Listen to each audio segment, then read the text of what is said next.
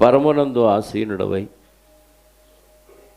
ఈ జగత్తులో అందున్న సమస్తాన్ని సృజించి ఈ బ్రహ్మాండములో మధ్యలో భూగోళాన్ని పెట్టి శూన్యములో భూమిని త్రిపుచు మీ కనుసైగలతో నక్షత్ర రాశులను నడిపింపచేస్తూ తండ్రి, మానవులుగా మాకు ఇచ్చిన స్వతంత్రాన్ని బట్టి మీకు స్తోత్రాలు. ప్రకృతి అంతా మీరు చెప్పినట్లుగానే క్రమం తప్పకుండా వింటుంది. ఒకవేళ పొరపాటున ఏ నక్షత్రమైనా దారి తప్పితే ఇంకా ఆ నక్షత్రానికి మరలా అవకాశం లేకుండా చీకటి బెల్లంగా మార్చేస్తున్నారు. కానీ మేమైతే ఎన్నిసార్లు తప్పు చేసినా, ఎన్ని రోజులు మీకు ఆయాసాన్ని కలిగించిన, మమ్మల్ని ఓర్చుకుంటూ సహిస్తూ మా పట్ల మీకున్న ప్రేమను వ్యక్తపరుస్తూ మమ్మల్ని శిక్షణలో శిక్షిస్తూ, అది భయంకరమైన శిక్షలు విధించకుండా చిన్న దెబ్బలు బెత్తంతో కొట్టినట్టుగా కొట్టి మాకు మారు మనసు పొందే అవకాశాన్ని అనుగ్రహిస్తున్నందుకు మీకు స్తోత్రాలు. 2025వ సంవత్సరం క్రీస్తు శకం తండ్రి డిసెంబర్ 28వ తేదీ చివరి ఆదివారమున పునరుద్ధాన దినం క్రీస్తుది. అందులోనికి మమ్మల్ని ప్రవేశింపచేసి ఇప్పటి వరకు మొదటి వర్తమానం ద్వారా మీ కుమారుడు శరీరానికి సాదృశ్యమైన ఆ రొట్టెలోను ఆయన పవిత్రమైన రక్తానికి సాదృశ్యమైన పాత్రలో పాలు పొందే అవకాశాన్ని మాకు అనుగ్రహించారు. ఇందులో పాలు పొందిన మేము మా బాధ్యతను గుర్తెరిగి మా శరీరాలను కూడా క్రీస్తు వలె నలకొట్టుకుంటూ ఆయన విడిచి వెళ్ళిన పనిని పూర్తి చేసే క్రమంలో మా వంతు మేము చేయటానికి ప్రేరణ దయచేసినందుకు స్తోత్రాలు చెల్లిస్తూ మరికొన్ని మాటలు ఈ సందర్భంలో మేము నేర్చుకున్నటకు సిద్ధపడుతూ ఉండగా మీ ఆత్మ సహాయంతో నన్ను నడిపించండి. విశ్రాంతి దిన ఆచారం యొక్క ఉద్దేశాన్ని, ఒక్కొక్క విషయాన్ని మేము ఆలోచిస్తూ ఉండగా ఈరోజు కూడా కొన్ని విషయాలు ఆలోచించుటకు కృప చూపి సహాయాన్ని దయచేయమని, మా అందరికీ మీ ఆత్మ సహాయాన్ని మెండుగా అనుగ్రహించమని, మా పాప విమోచకుడు మా అందరి కోసం రక్షకుడుగా ఈ శరీరములో జన్మించి ఆ శరీరాన్ని నలగొట్టుకొని అదే శరీరంలో మహిమా శరీరంగా మలుచుకొని మీ కుడిపార్శ్వమున ఆశయుడై మా కొరకు ప్రార్థనలో విజ్ఞాపనలో చేస్తున్న యేసుక్రీస్తు వారి యొక్క పవిత్రమైన నామములో ప్రార్థించి అడిగి వేడుకొనిచున్నాను పరలోకపు తండ్రి, ఆమేన్. చేరువచ్చిన మీ అందరికీ ప్రభు అయిన క్రీస్తు నామములో నా శుభాలు, వందనాలు. విశ్రాంతి దినాచారం గడిచిన కాలంలో పాత నిబంధన గురించి విశ్రాంతి దినం అంటే ఏంటి, ఎందుకు పెట్టాడు, వారానికి ఒకసారి విశ్రాంతి దినం అనేది పెట్టాడు అనేది మనం నేర్చుకున్నాం. అంటే దేవునితో సంబంధం కలిగి ఉండటం ఎలాగో మనకు నేర్పించడానికి పాత నిబంధన భక్తుల్ని చిన్నపిల్లలుగా చూశాడు కాబట్టి వారికి వారానికి ఒకసారి విశ్రాంతి దినాన్ని దేవుడిచ్చాడు.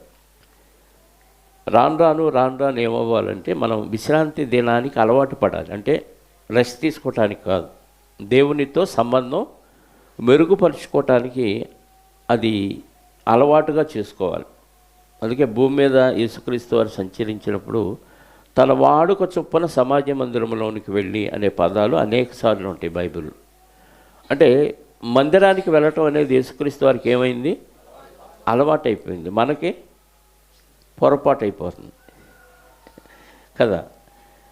వాడుక చొప్పున అంటే అలవాటు చేసుకుంటున్నాడు. దేవుని సన్నిధిలో గడపటం ఎలాగనేది నేర్పించడానికి ఆయన ఆల్రెడీ దేవుని సన్నిధి నుంచి ఏమాత్రం పక్కకు వెళ్ళలేదు, కానీ దేవుని సన్నిధిలో ఉండటం ఎలాగనేది ఆయన పాటిస్తూ నేర్పించడానికి వాడుక చొప్పున సమాజ మందిరానికి వెళ్ళి, వాడుక చొప్పున ఆ పర్వతానికి వెళ్ళి ప్రార్థన చేయటం, ఇవన్నీ మనం చూస్తూ ఉంటాం. ఇప్పుడు కొత్త నిబంధనకు వచ్చేసరికి విశ్రాంతి దినాన్ని యేసుక్రీస్తు వారు మీరుతున్నట్టుగా కనపడుతుంది శాస్త్రులు, పరిచయులు, ధర్మశాస్త్ర ఉపదేశకులకి. కానీ ఆయన ఆచరిస్తున్నాడన్న విషయం వాళ్ళకి అర్థం కావట్లేదు. పోనీ బైబిల్ చదువుతున్న ఇప్పుడు మనకైనా అర్థం అవుతుందా అంటే నిజంగా విశ్రాంతి దినాన్ని ఏ పని చేయకూడదు కదా. మరి యేసుక్రీస్తు వారు ఏంటి, ఎన్నో స్వస్థతలు చేస్తున్నాడు, ఎంతమందినో బాగు చేస్తున్నాడు, దెయ్యాలను వెళ్ళగొడుతున్నాడు, ఏంటి ఆయన విశ్రాంతి దినాన్ని ఆచరించట్లేదు అన్నట్టుగా అనిపిస్తుంది. కానీ విశ్రాంతి దినం ఉద్దేశం ఏంటో, వాక్య సారాన్ని ఆనాటి శాస్త్రులు, పరిచయులు గ్రహించలేదు. ఈనాడు క్రైస్తవులు కూడా ఎక్కువ మంది గ్రహించలేకపోవటం విచారకరం. ఒక్కొక్క విషయాన్ని మనం నేర్చుకుంటూ ముందుకు వెళదాం. ఈరోజు విశ్రాంతి దినానికి విశ్రాంతి నిద్దాం అనుకున్నాం ఈరోజుతో, కానీ కుదిరేటట్లేదు. యోహాను సువార్త 5వ అధ్యాయము మొదటి నుంచి చదువుదాం. అటు తర్వాత యూదుల పండుగ ఒకటి వచ్చాను కనుక యేసు, అంటే పండగకి యెరూషలేముకి వెళ్తాడు యేసుక్రీస్తు వారు. యెరూషలేములో గొర్రెల ద్వారము దగ్గర హెబ్రీ భాషలో బెతెస్దా అనబడిన ఒక కోనేరు కలదు. దానికి 5 మంటపములు కలవు. ఆయా సమయములకు దేవదూత కోనేటిలో దిగి నీళ్లు కదిలించుట కలదు. నీరు కదిలింపబడిన పిమ్మట మొదట ఎవడు దిగునో వాడు ఎట్టి వ్యాధి గలవాడైనను బాగుపడును. గనుక ఆ మంటపములలో రోగులు, గుడ్డివారు, కుంటివారు, ఊచ కాలు చేతులు గలవారు గుంపులుగా పడి ఉండిరి. అక్కడ 38 ఏండ్ల నుండి వ్యాధి గల ఒక మనుష్యుడు ఉండెను. యేసు వాడు పడి ఉండుట చూచి వాడప్పటికీ బహుకాలము నుండి ఆ స్థితిలో ఉన్నాడని ఎరిగి స్వస్థపడగోరుచున్నావా అని వారిని అడుగగా ఆ రోగి, అయ్యా, నీళ్లు కదిలింపబడినప్పుడు నన్ను కోనేటిలోనికి దించుటకు నాకు ఎవడనూ లేడు గనుక నేను వచ్చినంతలో మరి ఒకడు నాకంటే ముందుగా దిగునని ఆయనకు ఉత్తరం ఇచ్చాను. యేసు, నీవు లేచి నీ పరుపెత్తుకొని నడువమని వారితో చెప్పగా వెంటనే వాడు స్వస్థత నొంది తన పరుపెత్తుకొని నడిచాను. ఆ దినము విశ్రాంతి దినము గనుక యూదులు, ఇది విశ్రాంతి దినము కదా, నీవు నీ పరుపెత్తుకొన తగదే అని స్వస్థత పొందిన వారితో చెప్పిరి. చాలు, అర్థమైంది మీకు. గొర్రెల ద్వారం దగ్గర 5 మంటపాలు ఉన్నాయి. అంటే ఒక కోనేరు ఉంది. కోనేరుకి ఎన్ని రేవులు ఉన్నాయి? మంటపాలంటే రేవులు. ఆ రేవుల దగ్గర వెయిట్ చేయటానికి మంటపాలు.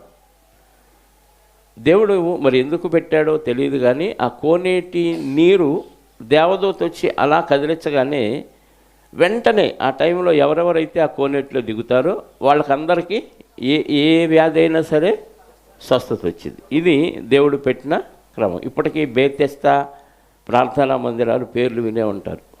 అంటే వాళ్ళ ఉద్దేశం ఏంటి? ఇక్కడికి వస్తే స్వస్థత. మరి అక్కడ ఆ కోనేట్లో దేవదూత వచ్చి కదిలించినప్పుడే స్వస్థత. ఈ మందిరంలో అయితే ఎల్లప్పుడూ స్వస్థతే.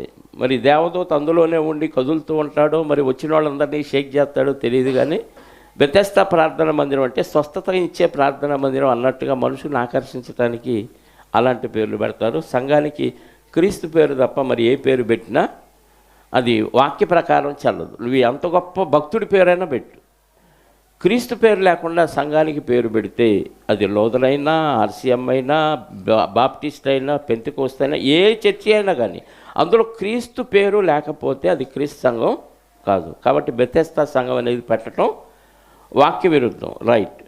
ఆ క్రమాన్ని దేవుడు పెట్టినప్పుడు అక్కడ చాలామంది రోగులు గుంపులుగా అక్కడ పడి ఉన్నారు.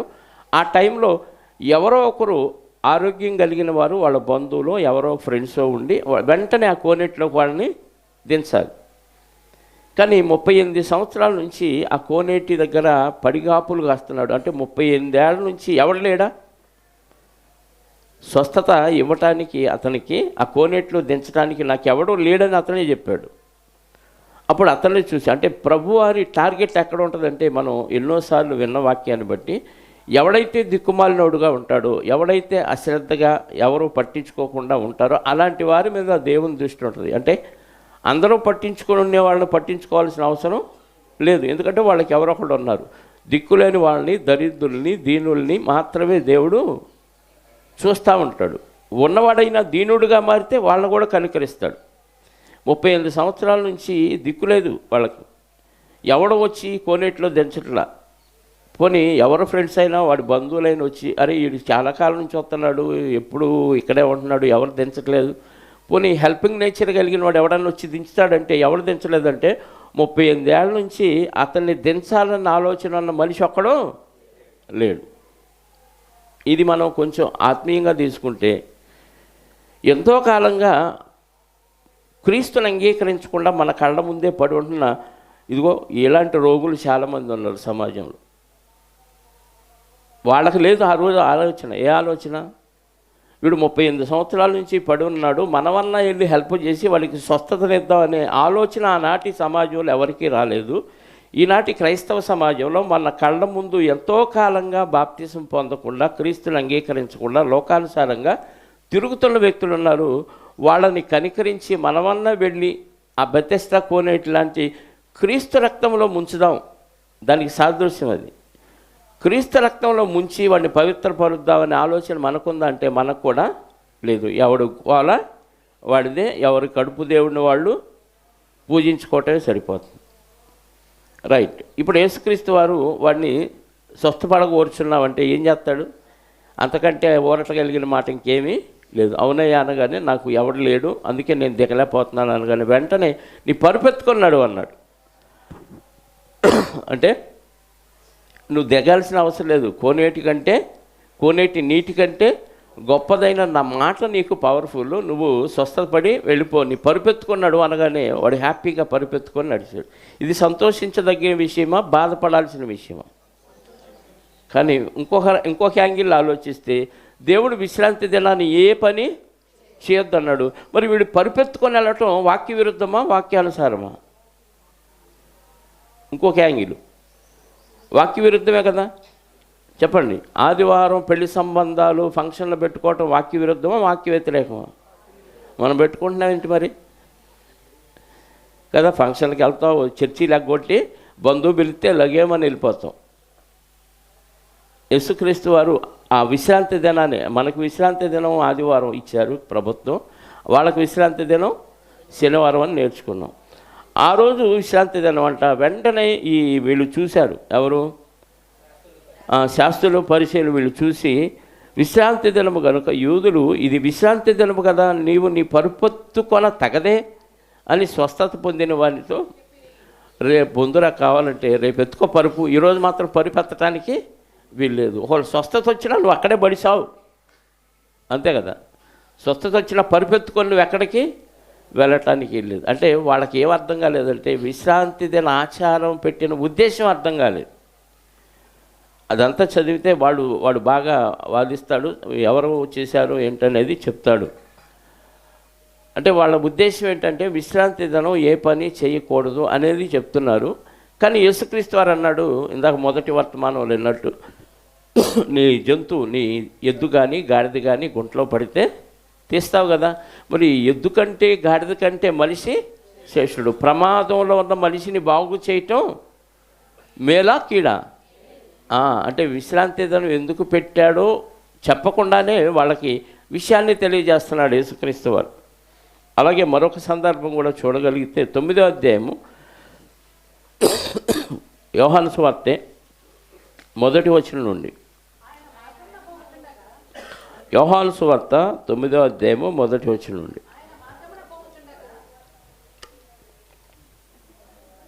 ఆయన మార్గమున పోవచ్చుండగా పుట్టుగుడ్డి అయిన ఒక మనుష్యుడు కనబడెను.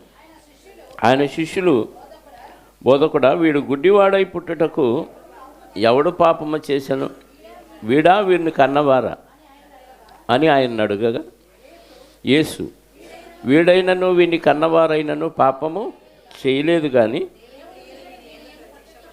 దేవుని క్రియలు వీనియందు ప్రత్యక్ష పరచబడుటకు వీడు గుడ్డివాడుగా పుట్టాను. పగలున్నంత వరకు నన్ను పంపిన వాని క్రియలు మనము చేయుచుండవలను. రాత్రి వచ్చుచున్నది, అప్పుడెవడూ పని చేయలేడు. నేను ఈ లోకంలో ఉన్నప్పుడు లోకమునకు వెలుగునని చెప్పాను. ఆయన ఇట్లు చెప్పి నేల మీద ఉమ్మి వేసి ఉమ్మితో బురద చేసి వాని కన్నుల మీద ఆ బురద పూసి, నీవు సిలోయమను కోనేటికి వెళ్ళి అందులో కడుగుకొనుమని చెప్పాను.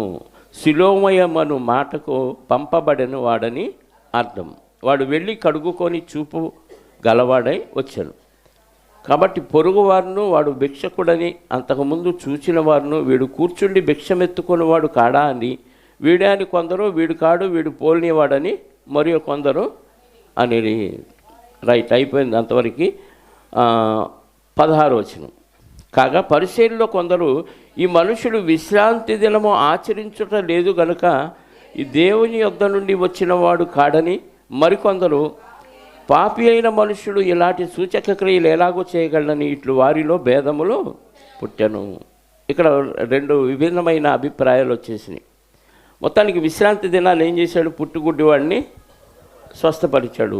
అందరినీ నువ్వు చూపు పొందు, నీ పక్షవాతం తగ్గుగాక అని మాట చెప్పగానే తగ్గింది. కానీ ఇక్కడ స్పెషల్గా కనపడుతుంది ఏంటి?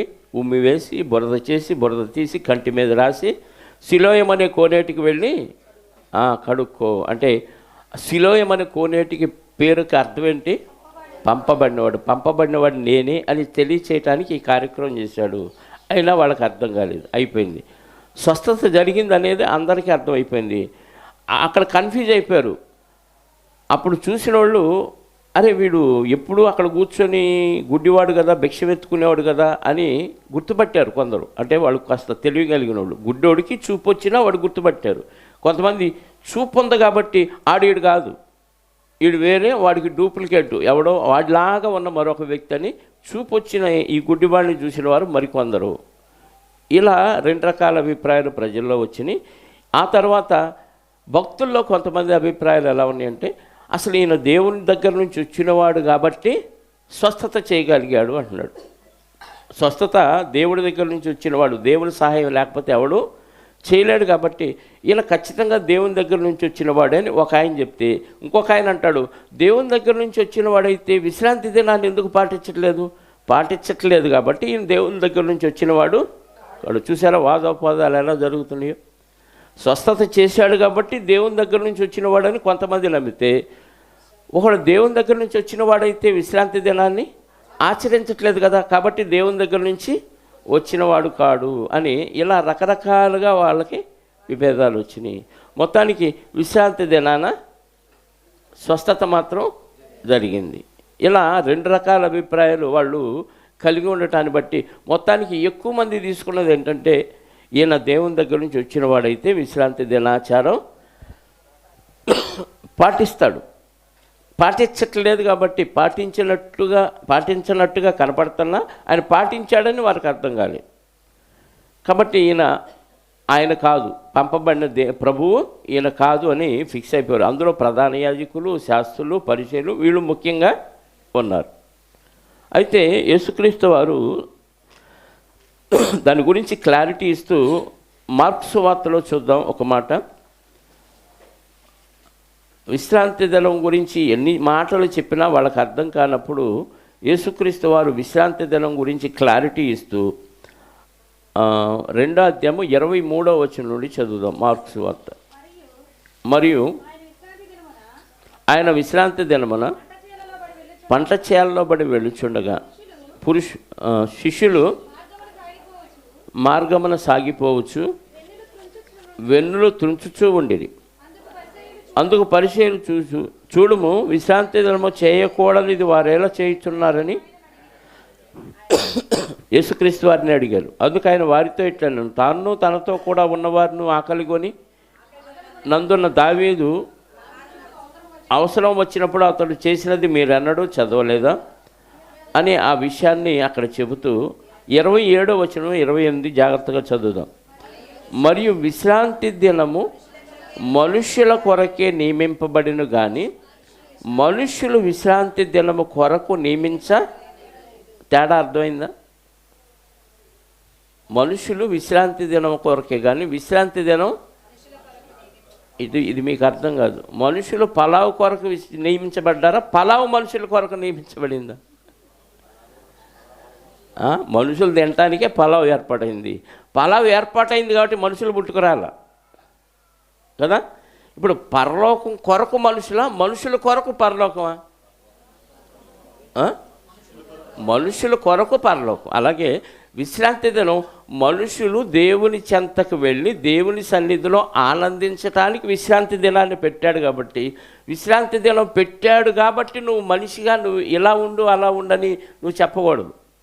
విశ్రాంతి అంటేనే దేవుని సన్నిధి, దేవుని సమక్షంలో ఉండటం, దేవుని పనులు చేయటం విశ్రాంతి దిన ఆచారం యొక్క ఉద్దేశం. అయితే మనిషి ఆ విశ్రాంతి దినం కొరకు కాదు, ఎందుకు? మనుషుల కొరకు దేవుడు విశ్రాంతి, మీరు అందులో ప్రవేశించి ఎలా బతకాలో నేర్పించడానికి మీ కొరకు అది ఏర్పాటు చేశాడు. కానీ విశ్రాంతి దినం కొరకు మీరు నియమించబడలేదు అని క్లారిటీ ఇచ్చాడు. వాళ్ళకి అర్థమైందో లేదో, మీకు అర్థమైందో లేదో నాకు తెలియదు. కింద వచ్చిన 28వ వచనం, అందువలన మనుష్య కుమారుడు విశ్రాంతి దినమునకు ప్రభు అయి ఉన్నాడని వారితో చెప్పాను. మనుష్య కుమారుడు విశ్రాంతి దినానికి ప్రభు అంటే రాజు, అంటే విశ్రాంతి దినానికి ప్రభు అంటే నేను విశ్రాంతిలోనే ఉన్నాను అంటే దేవుని సన్నిధిలోనే ఉన్నాను. కాబట్టి దేవుని సన్నిధిలో ఉన్న నేను మీకు రాజుని. మిమ్మల్ని కూడా విశ్రాంతిలోకి నడిపించడానికే నేను నాయకుడిగా వచ్చాను. అంటే మనుషుని కొరకు విశ్రాంతి దినం, నువ్వు శాశ్వతమైన విశ్రాంతిలో ప్రవేశించటానికి దేవుడు ఏర్పాటు చేసిన ఒక దినం అది మనుషుల కొరకు. కాబట్టి ఆ దినాన్ని మీకు ఇవ్వటానికి నేను ఎప్పుడూ దేవుని సన్నిధికి దూరం అవ్వకుండా దేవుని సన్నిధిలోనే ఉంటూ, దేవుడు ఆయనతోనే ఉన్నాడు. పరలోకం నుంచి భూమి మీదకు వచ్చిన ఎల్లప్పుడూ నీవు నాతో ఉన్నావని వీరెరుగునట్లు అంటాడు యేసుక్రీస్తు వారు. నాతో నీవును నీతో నేనును ఉన్నట్లుగా వీరును మన యందు ఏకమై ఉండాలంటాడు. అంటే దేవుని సన్నిధిలోనే ఉన్నాడు. ఏ పాపం ఆయనకి అంటలా. ఎప్పుడైతే పాపం చేస్తామో దేవునికి దూరం అయిపోతాం. కాబట్టి యేసుక్రీస్తు వారు భూమి మీదకి శరీరధారిగా వచ్చినా మనలాగా పాపం చేసి దేవునికి దూరం అవ్వాల, దేవుని సన్నిధిలోనే ఉన్నాడు. అంటే విశ్రాంతిలోనే ఉన్నాడు, విశ్రాంతి దినాన్ని ఆచరిస్తున్నాడు. కాబట్టి ఆయన విశ్రాంతి దినానికి ప్రభువు. లూకాసు వార్తలో కూడా దీని గురించి ఇంకొంచెం క్లారిటీ తీసుకోగలిగితే 6వ అధ్యాయము లూకాసు వార్త మొదటి నుంచి చదువుదాం. విశ్రాంతి దినమున ఆయన పంట చేలలో పడి వెళ్ళుచుండగా ఆయన శిష్యులు వెన్నులు తుంచి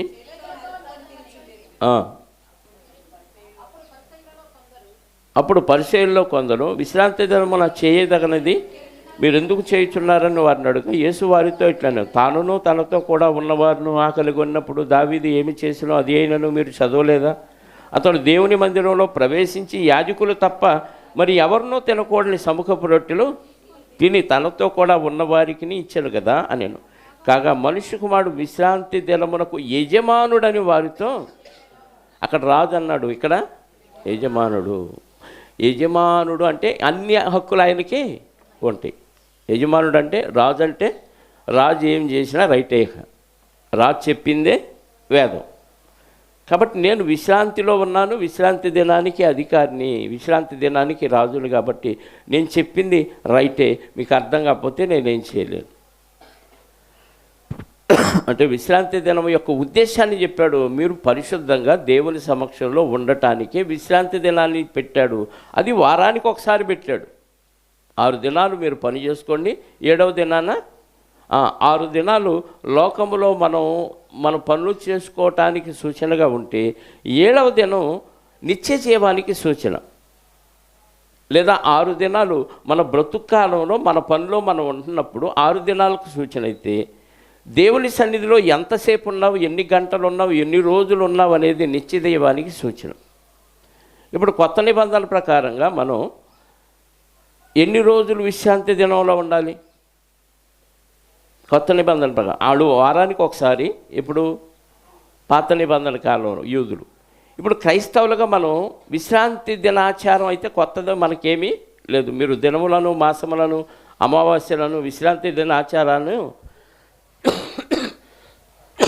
వాటి గురించి మీరు తీర్పు తీర్పించుకోకూడదు అని చెప్తాడు కదా. కొలసీలో చదివాం గతంలో. ఇప్పుడు మనం క్రైస్తవులుగా ఎంతసేపు ఏ రోజు విశ్రాంతి దినంలో ఉండాలి అని మనం ఆలోచిస్తే అపోస్తల కార్యాల గ్రంథం 5వ అధ్యాయము, అపోస్తల కార్యాల గ్రంథం 5వ అధ్యాయము 42వ వచనం చూడండి. ప్రతిదినము దేవాలయములోను ఇంటింటను మానక బోధించుచు యేసే క్రీస్తుని ప్రకటించుచుండిరి. ఎప్పుడు? ప్రతిదినము ఇంటింట మానక బోధించుచు యేసే క్రీస్తుని. ఎన్ని రోజులు? అంటే క్రైస్తవుడు విశ్రాంతి దినం ఏది? ప్రతిదినం విశ్రాంతి దినం. అంటే ప్రతిదినము దేవుని సన్నిధిలో ఉండే భాగ్యాన్ని విశ్రాంతి దినానికి అధికారిగా, రాజుగా, యజమానిగా ఉన్న ప్రభువారు మనకిచ్చాడు. అందుకే యేసుక్రీస్తు వారు బతికిన కాలంలో ప్రతిరోజు దేవుని పని. మార్క్సు వార్త 1:38 అంటాడు కదా, ఇతర గ్రామంలోను సమీప గ్రామంలోను ప్రకటించడానికి వెడుదాము రండి, ఇందు నిమిత్తమే కదా నేను బయలుదేరి వచ్చేసి. పగలున్నంత వరకు దేవుని పని చేయాలి, నీలో ఊపిరున్నంత వరకు దేవుని పని చేయాలి. అంటే విశ్రాంతి దినం అంటూ, రెస్ట్ పీరియడ్ అంటూ ఇక్కడ ఏది లేదు. ప్రతిరోజు విశ్రాంతి, అంటే ప్రతిరోజు దేవుని సన్నిధిలో మనం ఉండే అవకాశాన్ని దేవుడు కల్పించాడు. మరి ఎన్ని రోజులు, ఎన్ని గంటలు మనం విశ్రాంతిలో ఉంటున్నాం దేవుని సన్నిధిలో? లోకంలో పనిచేస్తే ఖచ్చితంగా పాపంలో పడిపోతున్నాం.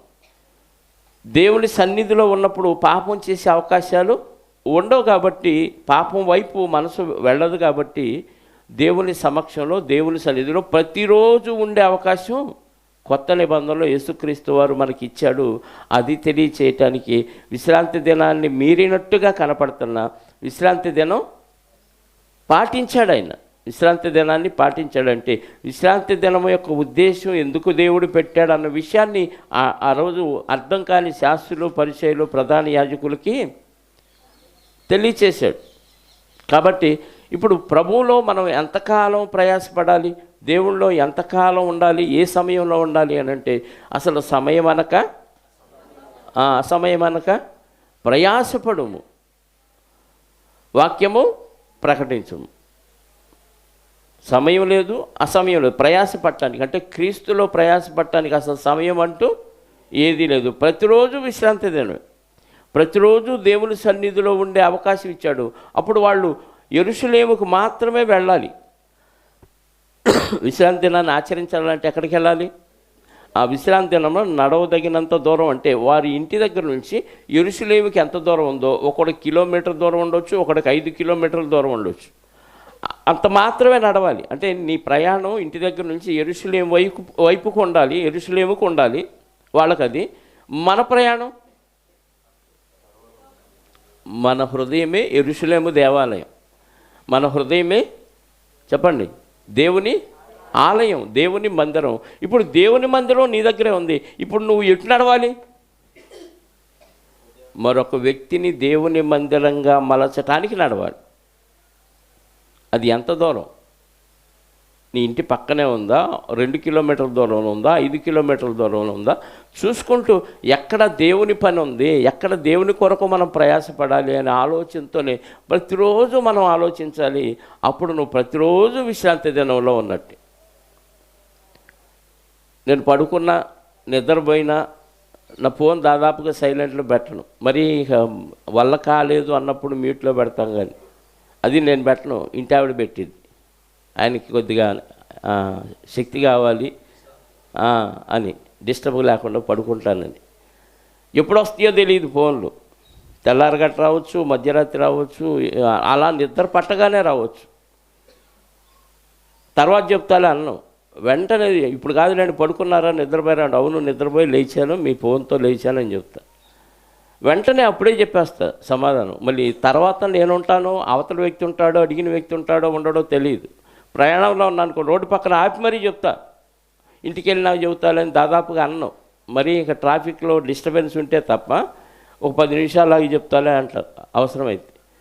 ఎప్పటికప్పుడు క్లియర్ చేసుకుంటా. అంటే నేను ప్రతిరోజు ఎక్కడ ఉన్నట్టు అర్థం కాలే మీకు.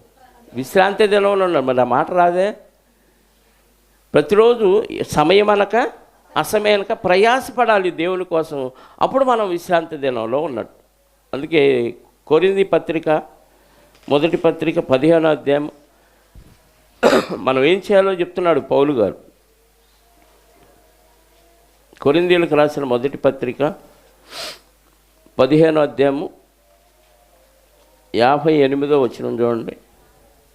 కాగా నా ప్రియ సహోదరులారా, ఇది మీ ప్రయాసము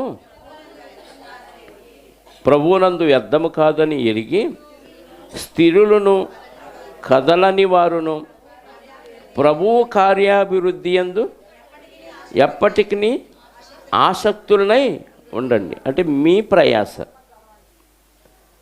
మీ ప్రయాసము ప్రభువునందు వ్యర్థము కాదని ఎరిగి. ఏ ప్రయాస? ఇంటి ప్రయాస, లోక ప్రయాస, దేవునిలో ప్రయాస? దేవునిలో ప్రయాస ప్రభువునందు వ్యర్థము కాదని ఎరిగి మీరు స్థిరంగా ఉండి కదలని వారుగా ఉండి ప్రభువు యొక్క కార్యాలయందు అభివృద్ధి చెందుతూ ఎప్పటికీ ఆసక్తులై ఉండండి. చేశానుగా ఇంకొద్దులే అని నీరసపడకూడదు. కొత్త సంవత్సరం రాబోతుంది. కార్యాభివృద్ధి అందు ఎలా ఉండాలి? ఆసక్తులై ఉండి ప్రభు కార్యంలో అభివృద్ధి. నువ్వు బాప్తీసం తీసుకున్నప్పటి నుంచి అభివృద్ధి ఏమన్నా కనపడుతుందా? నీలో అభివృద్ధి లేదు. నువ్వు చెప్పే వాక్యం విని ఇంకొకళ్ళు నీ వలన వచ్చిన వాళ్ళు లేరు. అలాంటప్పుడు ప్రభు కార్యాల్లో అభివృద్ధి ఎక్కడది అంటే నువ్వు విశ్రాంతి దినం అస్సలు ఆచరించట్లేదని అర్థం. విశ్రాంతి దిన ఆచారం ఆచరిస్తే దేవుని సన్నిధిలో ఉంటావు. దేవుని సన్నిధిలో ఉంటే దేవుని కార్యక్రమాలే చేస్తావు. దేవుని సన్నిధిలో ఉంటే దేవుని కార్యక్రమాలు చేస్తావు. బైబిల్ చదువుతావు, ప్రార్థన చేస్తావు, ఇతరులకు సువార్త చెబుతావు. దేవుని కార్యక్రమాలు ఇంకేమైనా నాకు చేయగలిగినవి, నాకు వచ్చినవి ఏమన్నా ఉన్నాయని వెతుక్కొని మరీ చేస్తావు. నేను వెతికి మీకు ఇచ్చినా చేయట్లా. పలానా చోట ప్రార్థన ఉంది రండి అని చెప్పాను అనుకోండి, ఎంతమంది వస్తున్నారు? కార్యంలో అభివృద్ధిలో ఉండాలా? ఎక్కడ వేసిన గొంగళి అక్కడే ఉండాలా? మరి అభివృద్ధి ఏది? ఒక సంఘానికి వస్తే రెండో సంఘానికి రారు, రెండో సంఘానికి వస్తే మూడో సంఘానికి రారు. ఈ జాలే ఈ రోజుకి కదా. ఒక పూట భోంచేసి 2 పూటలు ఆపేయండి, ఆదివారం చూద్దాం. మిగతా వాళ్ళందరూ ఇంట్లో చికెన్ల మటన్లు వండుకుంది ఏంటంటే ఒక్క పూట చాలే అని ఊరుకుంటారా? 3 పూటల తినేయాల్సింది. మరి ఈ వాక్యంలో ఏంటి? ఎప్పుడు ఆసక్తులై ఉండండి అంటున్నాడు. అంటే ఆసక్తి ఏది? ఆ శక్తి లాగుతుంది. ఆసక్తి ఎక్కడ వచ్చింది కదా? పని శక్తి. లాగు, ఎల్లు, పని చేసుకో, ఇల్లు చక్కబెట్టుకో, పోతావు. ఒక్కసారి గబక్కని పోతావు. చెప్తున్నానుగా, పాపంలో ఉంటున్నావు.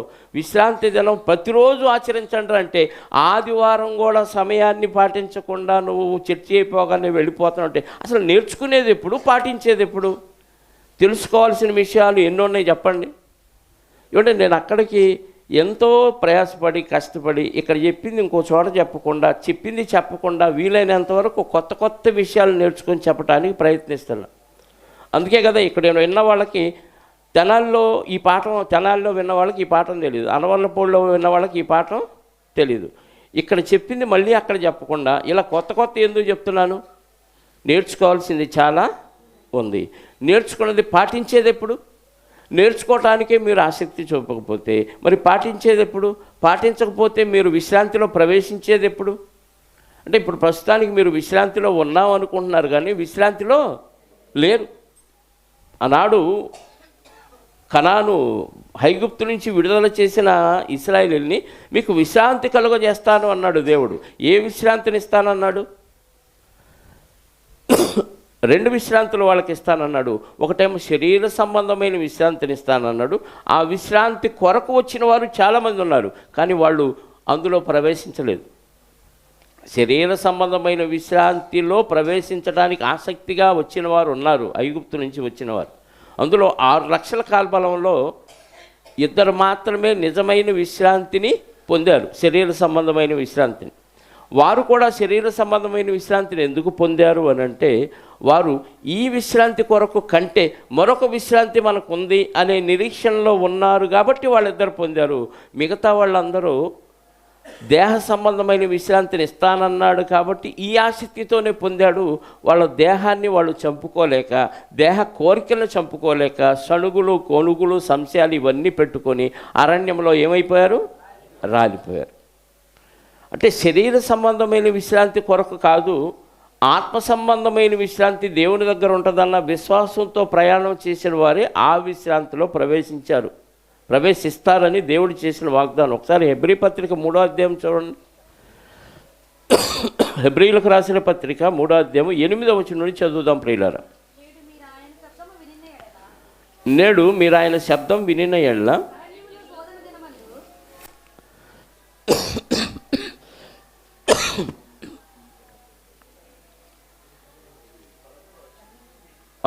మీరు ఆయన శబ్దం వినిన ఎడల అరణ్యములో శోధన దినమందు కోపము పుట్టించినప్పటి వలె మీ హృదయములను కఠినపరచుకొనకుడి.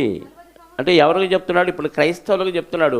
వాళ్ళు ఎలాగైతే హృదయాలను కఠినపరచుకున్నాడో మీరు కూడా అలా కఠినపరచుకొనకుడి, మీ హృదయములను కఠినపరచుకొనకుడి. 40 దినములు నా కార్యములను చూచి 40 సంవత్సరములు నా కార్యములను చూచి మీ పితరులు నన్ను పరీక్షించి శోధించిరి. దేవుడు చెప్తున్నాడు, కావున నేను ఆ తరము వారి వలన విసిగి మీరెల్లప్పుడూ తమ హృదయాలోచనలో తప్పిపోవచ్చున్నారు, నా మార్గములను తెలుసుకొనలేదు. కనుక నేను కోపముతో ప్రమాణము చేసినట్లు వారు నా విశ్రాంతిలో ప్రవేశింపరని చెప్పితిని. సహోదరులారా, జీవము గల దేవుని విడిచిపోవునట్టు విశ్వాసము లేని దుష్ట హృదయం మీలో ఎవరి ఏదైనా ఒకవేళ ఉండునేమో అని జాగ్రత్తగా వాళ్ళు సనిగారు, గొణిగారు. నా విశ్రాంతిలో ప్రవేశించాలని నా కోపం వచ్చి చెప్పేశాను. అందుకే వాళ్ళు అరణ్యంలో రాలిపోయారు. అరణ్యంలో రాలిపోయిన వారు శాశ్వతమైన విశ్రాంతిలో ప్రవేశించరు. కోపం వచ్చింది, దేవుడు కోపం వస్తే ఇంకా వాడు పరలోకం ఎలా వెళ్తాడు? కాబట్టి ఆ విషయాలు మనకు తెలియచేసి ఎందుకు దేవుడు మళ్ళీ రిపీట్ చేసి చెప్తున్నాడంటే, మీ హృదయాల్ని కఠినపరుచుకోవద్దు. ఏముందలే, జరిగిపోతుంది కదా, అయిపోతుంది కదా, సంవత్సరాలు జరిగిపోతున్నాయి, పనులు చేసుకుంటున్నాం, సంపాదిస్తున్నాం, హ్యాపీగా గడిచిపోతుంది అనుకుంటున్నారు. సడన్గా వచ్చింది మరణం. అది గమనించట్లా.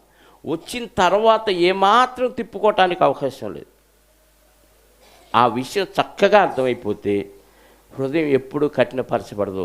దేవునిలో ఉండాలి, దేవుని సన్నిధిలో ఉండాలి, దేవుని కార్యక్రమాలు చేయాలి. ఎందుకంటే నీ ప్రయాస ప్రభువునందు వ్యర్థం కాదు. నువ్వు చేసే పనికి దేవుడు ఖచ్చితంగా ఫలం ఇస్తాడు.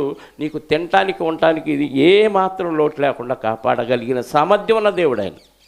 అరణ్యంలో ఆహారం దొరకని ప్రదేశాల్లో మన్నాను కురిపించి వారి ఆకలి తీర్చిన దేవుడు ఈరోజు ఈ సమాజంలో ఎన్ని పనులు ఉన్నాయండి చేసుకోవటానికి. ఏదో ఒక పని, నీ కుటుంబాన్ని పోషించుకోవటానికి కావలసిన పని దేవుడు ఇవ్వడా? నీ సంపాదన ఇవ్వడా? నిన్ను బతికించలేడా? అసలు ఏ పని చేయకుండా నువ్వు అస్సలు పూర్తిగా విశ్రాంతిలో ఉండు. దేవుని పనిలో బ్రహ్మాండంగా పోషిస్తాడు దేవుడు, బ్రహ్మాండంగా పోషిస్తాడు. అది మనం విశ్వాసం ఉండాలి. అది లేకుండా దేవుని సన్నిధికి దూరం అయిపోయి వాక్యం నేర్చుకోవటానికి రాకుండా, వాక్యాన్ని పాటించటానికి నీకు కుదరక నీ హృదయాన్ని కఠినపరుచుకుంటే ఆ రోజు అరణ్యంలో ఎలాగైతే రాలిపోయారు మీరు కూడా అలా రాలిపోతారు. వారు నా విశ్రాంతిలో ప్రవేశించరు అంటున్నాడు. వాళ్ళు అలాగే అరణ్యంలో రాలిపోయారు. ఇంకా చూద్దాం 13. నేడు మీరు ఆయన శబ్దం వినిన ఎడల కోపం పుట్టించినప్పటి వల్ల మీ హృదయంలోని కఠినపరచుకొనకూడని ఆయన చెప్పాను గనుక, పాపం వల్ల కలుగు భ్రమ చేత మీలో ఎవడునూ కఠినపరచబడకుండానట్లు నేడు అనబడు సమయం ఉండగానే ప్రతిదినము ఒకరికొకడు బుద్ధి చెప్పుకొనుడి. మొదటి వర్తమానంలో కూడా విన్నాం. మీ హృదయాల్ని కఠినపరచుకోవద్దు. వాళ్ళని చూపిస్తున్నాడు ఎందుకు? బుద్ధి వచ్చిందని. కాబట్టి నేడు అనే సమయం ఉంది. రేపు ఉంటుందో లేదో మనకు తెలియదు. ఎన్నో ప్లాన్లు వేస్తాం, సంవత్సరాలు ప్లాన్లు వేస్తాం. ప్లాన్లన్నీ ఏమైపోతాయి? తారుమారైపోతాయి. ఇవన్నీ ఎన్ని బస్సులు తగలబడుతున్నాయి, ఎన్ని యాక్సిడెంట్లు అయిపోతున్నాయి, ఎంతమంది హాస్పిటల్లో నిమిషానికి 3000 మంది చనిపోతున్నారంట. నిమిషానికి, సెకండ్కి కొన్ని 100 మంది చనిపోతున్నారు. ఇలాంటి పరిస్థితుల్లో మనం బతికున్నాము. కొత్త సంవత్సరంలో కూడా ప్రవేశిస్తామే అనే ఆశతో ఉన్నాం. ఈ సంవత్సరం చివరి ఆదివారంలో ప్రవేశించామంటే వాళ్ళని చూపించి మనం ఇంకా దేవుడు మనకు పాఠం చెప్తున్నా, మన హృదయాలను ఇంకా కఠినపరుచుకొని యథావిధిగా అలాగే కంటిన్యూ చేస్తున్నాం. దినాలు మారిపోతున్నాయి, కాలాలు మారిపోతున్నాయి, కాలచక్రం తిరిగిపోతుంది. ఏదో ఒక రోజు నీ దిన కార్యక్రమం కూడా అయిపోద్ది. హృదయం కఠినపరుచుకోవటం వల్ల దేవుడిచ్చిన ఈ విశ్రాంతిని కోల్పోతున్నాం, శాశ్వతమైన విశ్రాంతిని కోల్పోతున్నాం. గుబులు, దడ, ఆయాసం. ఎందుకనంటే పని, డబ్బులు, సంపాదన మిగలేదు, అప్పులు, ఎన్ని కార్యక్రమాలండి. వీటన్నిటితో టెన్షన్ వచ్చింది. ఒళ్ళంతా చెమటలో పట్టింది. బీపీ, లో బీపీ లేకపోతే హై బీపీ. ఎప్పుడో టక్కన కొట్టింది గుండెకి, ఆ కవాటకు మూసుకుపోయింది. హార్ట్ అటాక్, అరెస్ట్ అంట. దానికి మరొక పేరేంటి? Cardiac arrest. పోలీసులు కానీ ఖైదీని అరెస్ట్ చేసినట్టు దేవుడు అరెస్ట్ చేస్తాడు. అరెస్ట్ అయితే ఏముంది? పెట్ట, పాటలు, తర్వాత భోజనాలు, పలహారం, అంతే కదా. తర్వాత జ్ఞాపకార్థ కొడుకు అయిపోయింది. ఆ తర్వాత విశ్రాంతి దొరక్క, తండ్రి అయిన అబ్రహామా నా యందు కనికరపడి నా పక్కింటోడు బాగున్నాడయ్యా, ఆడిని పంపించు, నాకు తెలుసు వాడు, నేను వాడికి తెలుసు, ఆడు నేను చర్చికి వెళ్ళాం, ఆడు పరదేశకు వచ్చాడు, నేను రాలేకపోయానయ్యా అంటే చేయగలిగింది ఏం లేదు, నా చేతుల్లో ఏం లేదు, అంతా ప్రభు చేతుల్లోనే ఉందంటాడు అబ్రహం గారు. ఆయన చెప్పినప్పుడు మీరు ఎండేదిగా కింద ఎంతమంది భక్తులు చెప్పారు. ఆ రత్నపాలుగాడు చెబుతానే ఉన్నాడు కదా, తిట్టాడులే అనుకొని ఏమన్నా పాటించావంటే అని తిట్టాడు కాబట్టి నేను అడిగాను అంటావు. ఏం బూతులు వచ్చి ఆయనకి చెప్పు తిడతానికి? ఏమంటే తిట్టాను ఎప్పుడన్నా, ఎవరినన్నా బూతాన్నానా? ఎవరిని అన్నాను కదా, బాగుపడండి బాబు అని చెబుతాను. అది బాగుపడండి అంటే దానికి కూడా నొచ్చుకొని ఆడికి చెప్పలేదు నాకు చెప్పావంటే ఆడు పోతాడు. నువ్వు అలాంటివి పెట్టుకోకండి. నువ్వు బాగుపడే మాటలు దేవుడు చెప్పాడు, నేను చెప్తున్నాను అంతే, నా సొంత మాటలు. నా కోసం ఎప్పుడైనా ఎవరినైనా ఏమన్నా అడిగాను చెప్పండి, నాకు ఇది కావాలి అది కావాలి, నా ఇంట్లో ఇది లేదు అది లేదు, ఎవరినైనా అడిగానా? ఎవరిని అడగలేదుగా. పోనీ నా అవసరాలు తీర్చమని ఏమన్నా అడిగానా? లేదు కదా. దేవుడు పని చేయండి, దేవుడి కోసం అది ఇవ్వండి ఇది ఇవ్వండి, దేవుని కార్యక్రమాలు చేయండి, మీరు దేవుళ్ళో ఉండండి, దేవుని కొరకు ప్రయాసపడండి అంటాను తప్ప నా కొరకు ఎప్పుడు ఎవరిని అడగలేదు. అలాంటప్పుడు బాగుపడే మాటలు చెప్తే బాగుపడటానికి నువ్వు విశ్రాంతిలో ప్రవేశిస్తావని చెప్తున్నాడు. మీ హృదయాల్ని కఠినపరుచుకోవద్దు. 16వ వచనం, 15 అయిపోలేదు.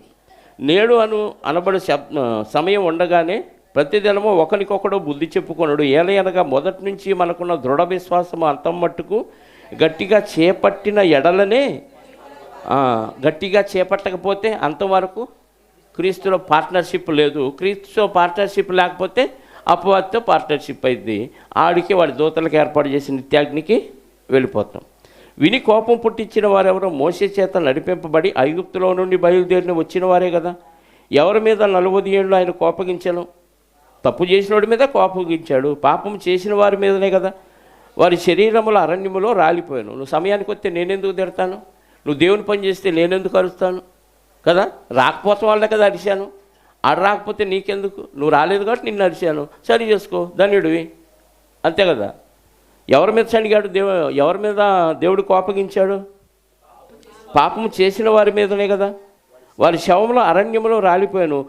తన విశ్రాంతిలో ప్రవేశింపరని ఎవరిని గూర్చి ప్రమాణము చేశాను? అవిధేయులైన వారిని గూర్చియే కదా. నువ్వు నరకానికి పోతారా, జాగ్రత్త పడిపోతా అని ఎవరిని అంటాడు? అవిధేయులు అయితేనే కదా అంటాడు. అలాగే అన్నాడు ఆ రోజు. కాగా అవిశ్వాసము చేతనే వారు ప్రవేశింపలేకపోయినను గ్రహించుచున్నాము. 4వ అధ్యాయము, ఆయన యొక్క విశ్రాంతిలో ప్రవేశించుదమని వాగ్దానం ఇంకా నిలిచి ఉండగా, అయిపోలేదా? అక్కడ ఐగుప్తు నుంచి బయలుదేరిన వాళ్ళు కొంతమంది అయినా కనాన్లో ప్రవేశించారు కదా, ప్రవేశించిన వాగ్దానం ఇంకా ఉందంట. ఈ పాయింట్ బాగా అర్థం చేసుకోండి. వాళ్ళు ఐగుప్తు నుంచి తీసుకొచ్చింది ఎందుకు? మోషే గారు, మీకు పాలు తేళ్లు ప్రవహించే కనాను దేశంలో విశ్రాంతిని ఇస్తాను, చుట్టుపక్కల రాజులు ఎవరు మీ జోలికి రారు, మీ భయం నా భయం వాళ్ళ మీద ఉంటుంది, మీ జోలికి ఎవరు రారు, మీరు ప్రశాంతంగా హ్యాపీగా భూమిని పండించుకుంటూ మీరు కట్టని ఎండలో మీరు నాటని పంట తింటూ హ్యాపీగా బతికేస్తారు. మీ శరీరాలకు విశ్రాంతిని ఇస్తానని తీసుకొచ్చాడు. కానీ విశ్రాంతిలో ప్రవేశించిన అన్ని దేశాలని మీరు జయించి అందులో హ్యాపీగా బతుకుతున్నా ఇంకా విశ్రాంతిని ఇస్తానన్న వాగ్దానం నిలిచిందంట. అంటే ఇది శాశ్వతమైన విశ్రాంతి కాదు, ఇది టెంపరీ. అంటే శరీరానికి సంబంధించిన విశ్రాంతి తాత్కాలికం, ఇది పూర్తిగా కాదు. ఆ విశ్రాంతిని ఇస్తానన్న వాగ్దానంలో 2 విశ్రాంతులు ఉన్నాయి. ఒకటి శరీర సంబంధమైన విశ్రాంతి, 2 ఆత్మ సంబంధమైన విశ్రాంతి.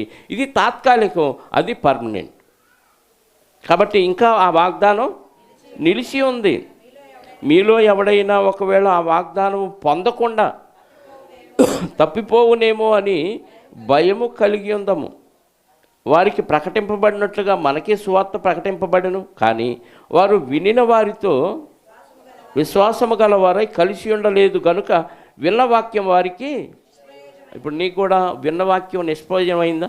విన్ని వాక్యాన్ని పాటించే వాళ్ళతో కలిసి ఉంటే నువ్వు కూడా పాటిస్తావు. విని వాక్యంతో వాక్యానుసారంగా నడిచే వాళ్ళతో నువ్వు కలిసి ఉండకుండా విడిపోయి పనికి మాలిన వాళ్ళతో, దేవునికి దూరమైన వాళ్ళతో అన్ని మెసేజ్లకి అన్ని మీటింగ్లకి రాకుండా, వాక్యం నేర్చుకోకుండా ఎక్కువ లోక సంబంధమైన పనులు చేసుకుంటూ కొంచెం దేవుని పని చేసే వాళ్ళతో కలిసి ఉంటే నువ్వు వాళ్ళలాగా భ్రష్టుడు అయిపోతావు అంటున్నాడు. విశ్రాంతిలో ప్రవేశించమంటున్నాడు. అంటే ఎక్కువ సమయం ప్రతిరోజు దేవాలయంలో వారు తప్పక కూడుకుంటున్నారు, ఇంటింటా రొట్టె విరుచుతూ ప్రతిదినము సువార్తను ప్రకటించారు కాబట్టి సువార్త అంతగా వ్యాపించింది. అంటే 24/7 దేవుని పనిలో విశ్రాంతిలో ఉండవలసిన క్రైస్తవులు ఏదో ఒకసారి అలా మొక్కుబడికి వెళ్ళొచ్చాం, విన్నామా, కూర్చున్నామా, వెళ్ళిపోయాం. మిగతా సంఘాల్లో అయ్యగారు ఏం చెప్పాడు ఎవరికి తెలియదు. పాటలు పాడతారు, ప్రార్థన చేస్తారు, కంజర్లు వాయిస్తారు, డప్పులు వాయిస్తారు, చిందులు ఏమంటే చిందులేస్తారు. మందిరం కూడా ఎలా ఉంటుంది, చాలా పోస్ట్గా గొప్పగా ఉంటుంది.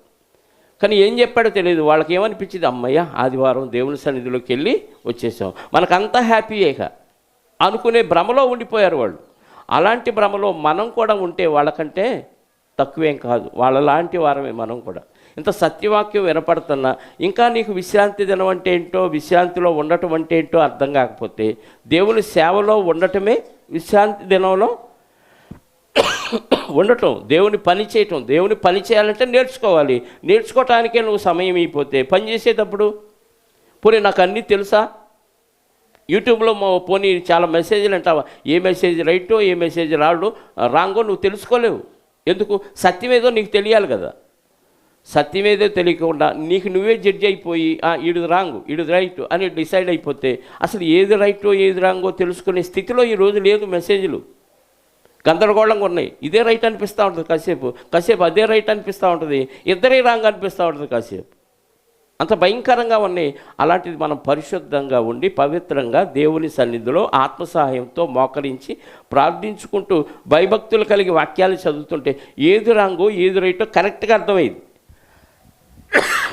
అంత సమయం మనం విశ్రాంతిలో ఎక్కడా పాటిస్తున్నాం?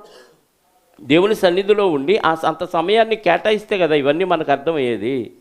అవన్నీ కేటాయించకుండా దేవుని సమక్షంలో లేకుండా మన పనులు చేసుకుంటూ ఏదో మైండ్కు దోచింది ఇది రాంగు ఇది రైట్ అనుకుంటే ఎంతవరకు కరెక్ట్ అది? ఇలాంటి భ్రమలో మిమ్మల్ని మీరే మోసపుచ్చుకుంటున్నారు, జాగ్రత్త పడండి అని చెప్తున్నాడు. వాళ్ళకి ఇంకా శాశ్వతమైన విశ్రాంతి దొరకలేదంట. అందుకని వాళ్ళు ఏం చేశారు అంట, విశ్రాంతి కొరకు 3వ వచనం, కాగా జగత్పునాది వేయబడినప్పుడే ఆయన కార్యములన్నీ సంపూర్తి అయ్యున్నను.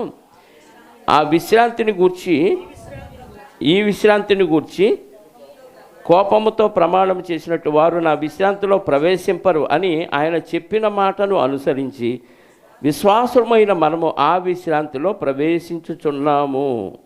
మరియు దేవుడు 7వ దినమందు తన కార్యములన్నింటినీ ముగించి విశ్రమించను అని 7వ దినమును గూర్చి ఆయన ఒక చోట చెప్పి ఉన్నాడు. ఇదియును గాక ఈ చోటుననే వారు నా విశ్రాంతిలో ప్రవేశింపరని చెప్పి ఉన్నాడు. కాగా ఎవరో కొందరు విశ్రాంతిలో ప్రవేశించుదన్నమాట నిశ్చయం. అందరూ ప్రవేశించాలని చెప్పాడు, కొందరు ప్రవేశిస్తారనేది నిశ్చయం. గనుక ముందు సువార్త వినిన వారు అవిధేయత చేత ప్రవేశింపలేదు గనుకను నేడు మీరు ఆయన మాట వినిన ఎడల మీ హృదయములను కొనకుండా వెనుక చెప్పబడిన ప్రకారము ఇంతకాలమైన తరువాత దావీదు గ్రంథములో నేడని ఒక దినమును నిర్ణయించుచున్నాడు. యెహోషువ వారికి విశ్రాంతి కలుగ చేసిన ఎడల, యెహోషువ గారి నాయకత్వంలోను కదా కనాను దేశంలో ప్రవేశించేది, విశ్రాంతి కలుగ చేసిన ఎడల ఆ తరువాత మరి ఒక దినమును గూర్చి ఆయన చెప్పకపోవును. అంటే అది నిజమైన విశ్రాంతి అయితే ఇంకొక విశ్రాంతి ఉందని చెప్పడు, కానీ చెప్పాడంట, చెప్పకపోవును. కాబట్టి దేవుని ప్రజలకు విశ్రాంతి ఇంకా ఉంది. దేవుని ప్రజలకు విశ్రాంతి నిలిచింది.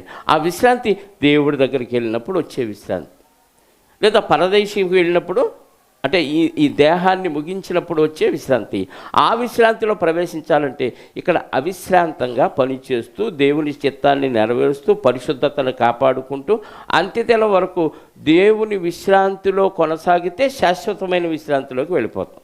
అందుకే ప్రకటన గ్రంథం 13:14 ఏమన్నాడు? 14:13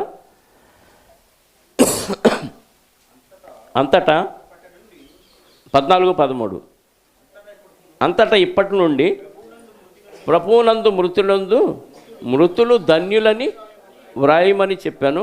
వారు తమ ప్రయాసములు మాని విశ్రాంతి పొందుదురు. ఇక్కడ ప్రయాస ఉందా? ఉంది. ప్రభువు కోసం ప్రయాస. నువ్వు విశ్రాంతిలో ఉంటావు. నీ కోసం, నీ కుటుంబం కోసం, నీ కడుపు దేవుడి కోసం ప్రయాస. నీకు విశ్రాంతే దొరకదు. ఆ ధనవంతుడు ఉన్న ప్రాంతానికి వెళ్ళిపోతాడు. దశలోనికి మొదటి పత్రిక మొదటి అధ్యాయము, రెండో పత్రిక మొదటి అధ్యాయము 8వ వచనం చదవండి ఒకసారి.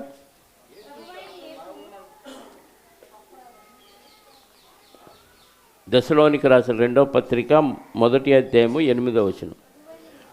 ప్రభు అయిన యేసు తన ప్రభావమును కనపరచు దూతలతో కూడా పరలోకము నుండి అగ్నిజ్వాలలో ప్రత్యక్షమై దేవునిని ఎరుగని వానికి, మన ప్రభు అయిన యేసు సువార్తకు లోబడని వారికి ప్రతిదండన చేయనప్పుడు మిమ్మును శ్రమపరుచు వారికి, అంటే క్రైస్తవులుగా మనం విశ్రాంతిలో ఉండి దేవుని కార్యక్రమాలు చేస్తుంటే లోకం శ్రమ పెట్టింది, వాళ్ళకి ఆ రోజు శ్రమ అంట, అంటే శాశ్వత శ్రమ. మరి మనకేంటంట, మిమ్మల్ని శ్రమ పెట్టే వారికి శ్రమయు, శ్రమ పొందుచున్న మీకు మాతో కూడా విశ్రాంతియు అనుగ్రహించుట దేవునికి న్యాయమే. ఏదంట, అంటే క్రీస్తులో విశ్రాంతిలో ఉన్నవాడు, అమ్మయ్య నేను విశ్రాంతిలోకి వచ్చాను, నేను ఏ పని పాట లేకుండా రెస్ట్ తీసుకుంటున్నావా? శ్రమ పడాలి, దేవుని పరిచర్య కొరకు ప్రయాసపడాలి. అప్పుడు నీ ప్రయాస ప్రభువునందు వ్యర్థం కాదు. నీకు వ్యతిరేకంగా నిన్ను అడ్డగించిన వాళ్ళకి శ్రమ, నువ్వు దేవుని పనిలో అవిశ్రాంతంగా శ్రమ పొందుచు పని చేస్తే మనకి శాశ్వతమైన విశ్రాంతి. అంటే యెహోషువ గారి నాయకత్వంలో వాళ్ళు ప్రవేశించినా వాళ్ళకి శాశ్వత విశ్రాంతి దొరకల. మళ్ళీ అవిధేయులైపోయారు, మళ్ళీ ఏమయ్యారు, మళ్ళీ శ్రమల పాలైపోయారు, మళ్ళీ కఠినమైన దాస్యంలోనికి వెళ్ళిపోయారు. అది శాశ్వతమైన విశ్రాంతి కాదు, పర్మనెంట్ విశ్రాంతి దేవుని దగ్గర ఉంది. కాబట్టి విశ్రాంతి దిన ఆచారం యొక్క ఉద్దేశం మనం అర్థం చేసుకొని దేవుని సన్నిధిలో దేవుని కార్యక్రమాలు చేస్తూ ఉండటమే నిజమైన విశ్రాంతి దినం. అది క్రైస్తవుడికి ప్రతిరోజు ఉంటుంది కనుక ప్రతిరోజు క్రైస్తవుడు దేవుని పనిలో ఉంటూ దేవుని కాలాన్ని దేవునికి అప్పగిస్తూ దేవునికి యొక్క కార్యక్రమాలు చేస్తూ ఈ శ్రమలు అనుభవిస్తూ, కష్టాలు అనుభవిస్తూ, నిందలు భరిస్తూ, అవమానాలు భరిస్తూ, చీత్కారాలు భరిస్తూ, అవసరమైతే హింసలు భరిస్తూ సహిస్తేనే మనం శాశ్వతమైన విశ్రాంతిలో ప్రవేశిస్తామని ఎరిగి ఎవరేమన్నా తుడిచేసుకోండి, మొహం మీద ఊసినా తుడిచేసుకోండి, బాధోపాదాలు చేసి బీపీలు పెంచుకొని ఆరోగ్యం పాడు చేసుకోవటం ఎందుకు? ఆయన చూసుకుంటాడు కదా. మన లీడర్ ఉన్నాడు కదా, విశ్రాంతి దినానికి ప్రభు ఉన్నాడు, విశ్రాంతి దినానికి యజమానుడికి అప్పచెప్పు. పనోళ్ళు తప్పు చేసి కొట్టుకుంటే ఏమైంది? ఇద్దరు జైలుకి వెళ్తారు. పనోళ్ళు ఏం చేయాలి? యజమానుడికి అప్పచెప్పి నీ పని నువ్వు చేసుకుపోవాలి. అది ప్రతి క్రైస్తవుడు ఆచరించవలసిన విధానం.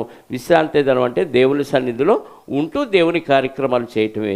అందులో ఎన్ని ఆటంకాలు వచ్చినా నిలదొక్కొని అంత్యదినం వరకు కాపాడుకున్నవాడే శాశ్వతమైన విశ్రాంతిలో అలా ప్రవేశించాలని మీరందరూ ఆ విశ్రాంతిలో మనమందరం ప్రవేశించాలని కోరుకుంటూ ఈ మాటలు ముగిస్తున్నాను. ప్రార్థన చేసుకుందాం.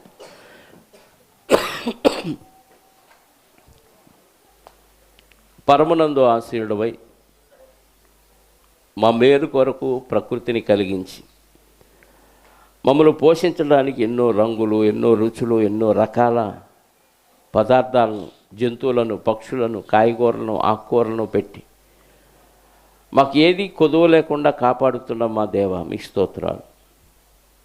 ఇదిగోనైనా సంవత్సరాంతంలో మమ్మల్ని ప్రవేశింపచేసి నిజమైన విశ్రాంతిని గురించి మాకు తెలియచేసిన విధానాన్ని బట్టి మీకు క్రీస్తు ద్వారా కృతజ్ఞతాస్తుతులు చెల్లిస్తూ ఎన్నో అద్భుతమైన విషయాలు మీ గ్రంథంలో వ్రాయించారు. అర్థం చేసుకోలేని వాళ్ళకి అది అపార్థం అవుతుంది. కానీ ఆత్మ సంబంధమైన ఆలోచనతో పరిశుద్ధాత్మ సహాయంతో ఆలోచిస్తే మీరు రాయించిన ప్రతి మాట మా మేలు కొరకే అన్న విషయం మాకు అర్థమవుతుంది. మీరు ఇచ్చిన ఈ మేలును తృణీకరించి మా కడుపు దేవుడినే పూజించుకుంటూ మీ విశ్రాంతిలో ప్రవేశించకుండా నామకార్థ క్రైస్తవులుగా బతుకుతున్న అనేక మంది ఉన్నారు. అందులో సత్యవాక్యం తెలియని వారు ఉన్నారు, సత్యవాక్యాన్ని ఎరిగిన వారు కూడా ఉన్నారు. నైనా అందును బట్టి చింతిస్తూ వారైనా ఈరోజైనా ఆలోచించి మారు మనసు పొందటానికి కృప చూపి సహాయాన్ని దయచేయండి. ఇదిగోనైనా వచ్చిన బిడ్డలందరినీ జ్ఞాపకం చేసుకోండి. మరి ముఖ్యంగా గత కొన్ని రోజులుగా పార్వతమ్మ గారు కొంత అనారోగ్యానికి గురై ఇబ్బందులు పడుచు ఉండగా బిడ్డను జ్ఞాపకం చేసుకోండి. ఇదిగోనైనా మరింతగా క్రీస్తులో బలపడటానికి మీ కార్యక్రమాలు ఆమెకు వచ్చినవి ఏమన్నా ఉంటే చేయటానికి మంచి ఆరోగ్యాన్ని ప్రసాదించండి. ఇంకా అనారోగ్యంతో ఉన్న బిడ్డలు ఎవరెవరైతే ఉన్నారో వారందరినీ జ్ఞాపకం చేసుకోండి. వారి వారి అవసరాలు మీ చిత్తానుసారంగా తీర్చండి. వచ్చిన బిడ్డలందరినీ సురక్షితంగా మీ చిత్తమైతే వారి కుటుంబాలకు చేర్చండి. మరి ముఖ్యంగా అభిలాష్ యొక్క బాప్తిస కార్యక్రమాన్ని జరిగించడానికి మేమంతా సిద్ధపడుతూ ఉండగా ఎలాంటి అవాంఛనీయమైన సంఘటనలు జరగకుండా సజావుగా సక్రమంగా మీకు మహిమకరంగా ఈ కార్యక్రమం జరిగించండి. ఆ బిడ్డకు వచ్చిన ఆలోచన విధానాన్ని బట్టి మిమ్మల్ని స్తుతిస్తూ ఘనపరుస్తూ, యవ్వన వయసులో ఉన్న బిడ్డ నిజంగా మంచి నిర్ణయం ఈ వయసులో తీసుకోవటం మీకు సంతోషకరం, మాకు సంతోషకరం. యవ్వన కాలమును కాడిమోయిట నరునికి మేలు అన్నారు. వృద్ధాప్యంలో శరీరం సహకరించదు కనుక యవనస్తుల్ని ప్రభుత్వాలు, ప్రైవేట్ సంస్థలు కోరుకుంటాయి కనుక మీరు కూడా మీ పనికి బలమైన బాణంగా ఉపయోగపడటానికి యవనస్తుల్ని కోరుకుంటున్నారు.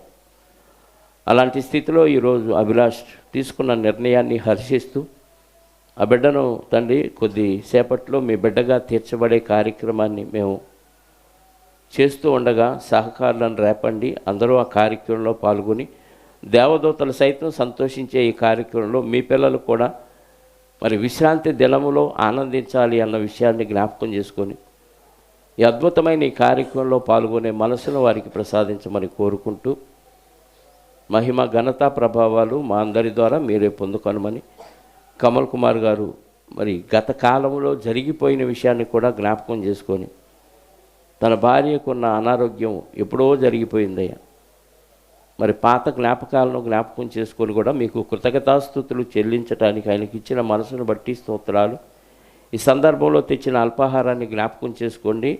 వాక్యం వలన ప్రార్థన ద్వారా ఆ పదార్థాలను పవిత్రపరిచి తినుచున్న మాకు శక్తిని బలాన్ని దయచేసి ఆ శక్తిని మీ సేవలో వాడబట్టడానికి సహాయం చేయమని, పడిన ఖర్చుకి కష్టానికి రెట్టింపు ఆశీర్వాదాన్ని ఆ కుటుంబానికి అనుగ్రహించమని, జరగవలసిన కార్యక్రమాలు మీ చేతులకు అప్పగించుకుంటూ మా రక్షకుడు మా పాప విమోచకుడునైనా మమ్మల్ని విశ్రాంతిలో ప్రవేశింప చేయటానికి మీ సన్నిధిని విడిచి భూమి మీదకు వచ్చి విశ్రాంతి దిన ఆచారాన్ని మాకు నేర్పించి వెళ్ళిన క్రీస్తు యేసు యొక్క పునరుద్ధానం కలిగిన నామములో ప్రార్థించి అడిగి వేడుకొనుచున్నాను పరలోకపు తండ్రి, ఆమేన్. మనందరి కన్న తండ్రి అయిన దేవుని ప్రేమ, ఆయన ప్రియ కుమారుడైన యేసుక్రీస్తు వారి కృప, పరిశుద్ధ ఆత్మ యొక్క అన్యోన్య సహవాసము ఇప్పుడు ఎల్లప్పుడూ సకల పరిశుద్ధులకు సదాకాలము తోడయుండి నడిపించునుగాక.